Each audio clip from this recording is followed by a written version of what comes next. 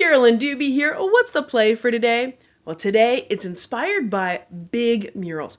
And whenever I visit a city, I love to check out their murals. And I really get excited when they're the interactive kind, when there's some chalk around and you get to add your thoughts to it. I especially love like the fill in the blank, big question kind of murals. And I would love to do something like that in my house, but I don't really have a good wall for it. And it's also not that practical. So I found a way to do it on a smaller scale that's way more practical to create these little interactive murals. But in this video, yes, you're going to see how to do this. Yes, you're going to see why I love having these and how these help me get to know the people that are over and even get to know some things about my family that I didn't know. But you're also going to see what happens when I fixate on something, when I end up making something way more complex than it has to be. So I'm going to get started doing the stenciling here, and then I'll explain to you that surface that I'm using. I want to get the words evenly spaced. And I could measure it out, but that's not really my strength. The engineers out there, rock on, measure away. For me, I'm just using the width of the ruler as my measurement. That washi tape that I put there, that is simply so that I know where to line up the words on. I'm going to use the side of this piece of wood and the stencil to make sure that everything is level. Because the stencil I know is straight and this piece of wood is straight. So if I can get those edges lined up and I just know where to start it, the rest of it will be nice and straight. Now the paint that I'm using is a heavy body acrylic, and I wanted a titanium white. I wanted something very opaque. That way it would pop on this black. Another benefit of using a heavy body or thick paint is that it's not going to run underneath the stencil as easily. Basically, it means it's easier to get a crisp and clear image. All right, so I'm going to space these words about 1 ruler width apart. So I've got the ruler up there, and then I'm just putting the tape here on the edge. That way I know where to start it. Of course, it does mean that I have to actually stick the tape down as opposed to just let it stick to my finger. And by the way, I'm using washi tape for this because it's a very low tack tape. You could use painter's tape. You can even use something like masking tape as long as you push it off on your clothes, pat it on your clothes a couple of times to pick up some of the lint from there, and that'll make it a little less sticky. It'll make it more low tack. You'll also notice when I'm stenciling, I'm going straight up and down. That's also another way to give yourself a nice, clear, crisp image. What I'm basically making here is an interactive little mini chalkboard. And you might be wondering what this surface is that I'm doing it on. Is it the proper chalkboard surface? Did I use a specialty paint on it? And the answer is no. I did not in any way, shape, or form. This was actually pre-made this way. I bought it at Target in their dollar spot area. And it came painted black. It wasn't meant to be a chalkboard, but I don't care. It's black. I put some white on it. It'll look like a chalkboard. And it'll work just the same way, even without having to be a specialty paint. Now you also don't have to have this thing I got from Target, this pre-made one, because all it basically is a piece of wood with black paint on it. So let's say you've got a wood panel, say an 8x10 or a 9x12 or whatever size you've got. Simply put a layer of black matte paint on it, and it will do the exact same thing as what I'm doing here.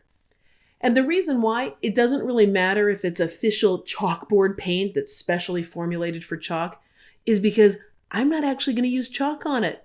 Yeah, I'm going to use something else that will give the look of chalk, but frankly, be a lot less messy and a lot easier to use. So keep watching the video to see how I do that at the end.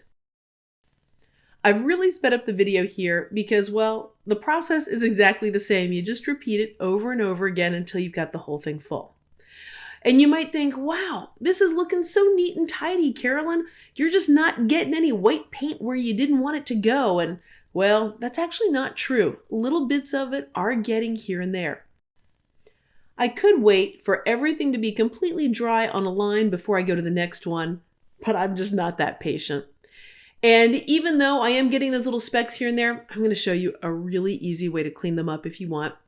And then the other thing too is once you start using this and it gets sort of that used chalkboard kind of look, those little bits here and there actually add to the character of it. But let's say they're getting a little too big for you there and you want to clean them up. All you need to do is bring a wet paper towel and you just simply wipe it up.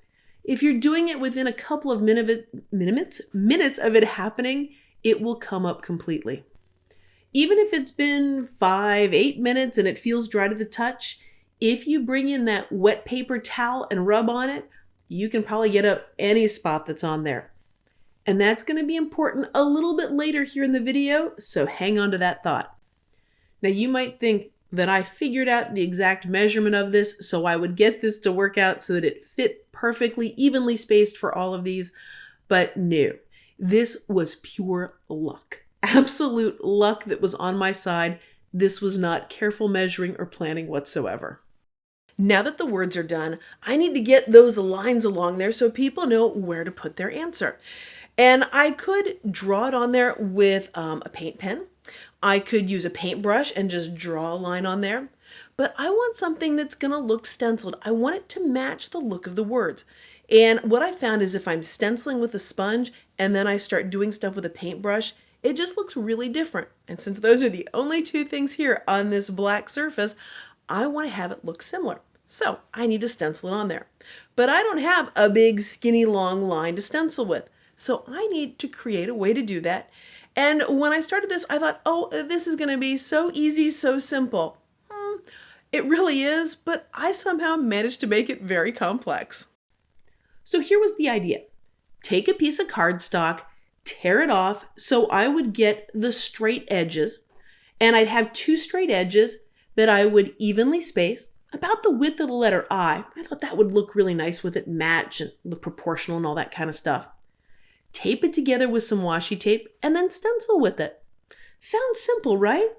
Well, we're nowhere near getting this thing perfected the way I want it because I couldn't get the spacing right on it because from one end to the other, and I kept starting this over and over again. I'm not even showing you all of the attempts here, but just know there were a bunch of them as I fumbled around to do something that was so simple in my head, or so I thought. Like right here, I can't see how wide the gap is to make sure it's nice and even because it's white paper on a white background. So that's when I decided, oh, I'll bring in some black paper. That way I can see exactly where the gap is. And that will solve the challenge for me and then I can get this done. Now, some of you watching this are like, why is she having such a hard time with this? This is just so simple. And it is for some people, but for me today, it's just giving me fits. And with things really not going as planned, why aren't I frustrated? Why aren't I irritated that I have to do this? Because it's play. It has everything to do with the spirit of play. And I've got a free workshop called Permission to Play that is all about giving yourself that permission to play and have fun. And even when things don't go as planned, you can still have a lot of fun. This is a brand new Permission to Play. It's Permission to Play 2.0. All new videos, updated it, and registration is about to open for it so you can jump in and have fun. Or depending on when you're watching this, registration may already be open. So check out the link below for all the details. Well, as soon as I saw that line, I knew instantly, yuck, didn't like it one bit. So wet paper towel to the rescue, and I simply erased all of that, and I started again. Now this may come as a great big surprise to you, but the more that you do something, the easier that it gets. And this time, it actually didn't take very long to get this thing up and running. And it also helped that I just simply eyeballed it, because measuring and getting things done precisely, boy, that's just not my strength. But because these little papers can fold in half because of the washi tape, meant that I could easily get it positioned. I'm using the right side of the paper, lining it up right along the edge of the wood. That's how I know that it would be straight. I was letting that do the work. And then I simply repeat and stencil it over and over. Now, as I'm stenciling, it's very imperfect stenciling. It's almost, well, chalky looking. It's not completely even. And that's what I was after because I wanted that chalkboard look to this. And it turns out I wanted a very, very skinny line there. And when you're doing this, if you find that you don't like the line that you made at first, you know you can just take a piece of wet paper towel and wipe that paint off without any problem. Now on this mini interactive mural that I've got going here, I did the same words over and over again. I just repeated the same words on each line. But guess what? That's not the only way that you can do it. Another thing that you can do is have a different start on every line. So here I've taken different words from the stencil and I'm starting each with those. And I'm actually not even going to fill the whole thing up. I'm going to get everything that I want on here, and there will even be a little space left at the bottom. And guess what? That's a-okay. You can have whatever space wherever you want. I could have taken the time to do the math and figure out exactly how much space for each one and carefully measure, but that's just more than what I enjoy doing. I don't like doing that stuff, so I don't. So what that means is after I get the last line on here, I'm ready to, that it's just going to be a little extra space under there. Here I am working on the third one, and once I got all the words on here, then I put the lines on them all, and then I let them sit. Yep, I left them alone for about 4 days because I needed that paint to be completely and totally fully dry. And you'll see why that's so important when I start using these. What I'm using to write on this is a Stabilo pencil. And this white pencil will have the look of chalk, but not be as dusty as chalk. It's not dusty at all. And it will also be really easy to clean up, to erase from this so that it can be used over and over again. And I'll show you how I do that once I get this one filled out. Now you can put things on there that you're thinking about, feeling about, a way to get in touch with yourself. And you can also use them with friends and family. So if you have these out around, along with the Stabilo pencils, people can fill them in with whatever's on their mind. This is a great way to get some conversation started, as well as get to know what people are thinking about what's going on in their world. Now you probably can't read the words that I'm writing here on your screen, so I'll let you know what they are. First one is, I am listening to the Bay City Rollers. Yep, that's what I'm doing as I'm writing this. I'm tired of construction traffic. I'm curious why I dislike Browns so strongly. I am doubting that karaoke song choice. I am questioning the wisdom of making your bed. I'm addicted to art supplies. I'm regretting never learning roller derby skills. I'm never going to reach the top shelf without a ladder. I am me. So now let's say you're all done with it and you want to erase what's there so that it can be used again. You simply take a wet paper towel and you wipe up the Stabilo. You'll notice as I'm doing it, I'm trying to stay off of the painted lines. I'm just going where the Stabilo is lightly. It's really the water that does the work. You get it wet and then gently wipe up, that Stabilo comes right up. This is why it's so important that the paint is completely and totally dry. And when paint's drying, it's different when it's just dry to the touch as opposed to fully cured and completely dry. So things may feel dry, but it actually takes several days or even weeks for it to completely cure. Well, thanks so much for joining me for today's play.